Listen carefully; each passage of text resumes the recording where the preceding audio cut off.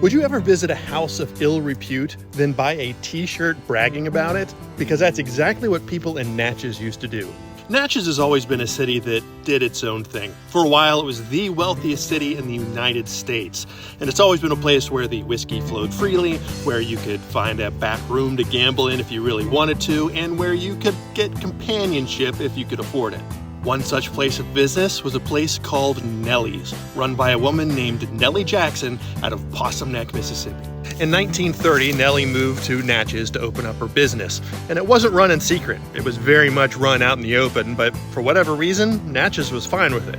And Nellie's operated for nearly 60 years, not shutting down until 1990. That's right, just over 30 years ago. It wasn't the only such business along the Mississippi River, but it was definitely the most well-known. Whenever new workers would join her team, Nellie would take them shopping around town to introduce them to people.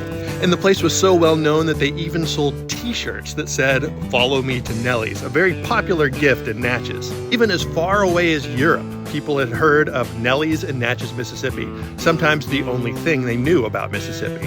But Nellie was more than just a madam, and as a woman, she was just as interesting as her business. Born in Possum Neck, Mississippi in 1902, Nellie was a proud black woman with a heart of gold. As quickly as she made money, she gave it away, whether it be to charities or whether it be to someone that was just down on their luck. During the civil rights era, Nellie would often bail out civil rights activists whenever they were jailed here in Mississippi. And she also worked with local churches, providing transportations for nuns. But while she was very open about what she did, there was one thing that she did in secret, and for very good reason. When the lights went out in Natchez, she worked behind the scenes as an informant for the FBI, helping to take down that particular organization with all the white hoods. Nellie's girls would get information from the members of that organization whenever they'd visit.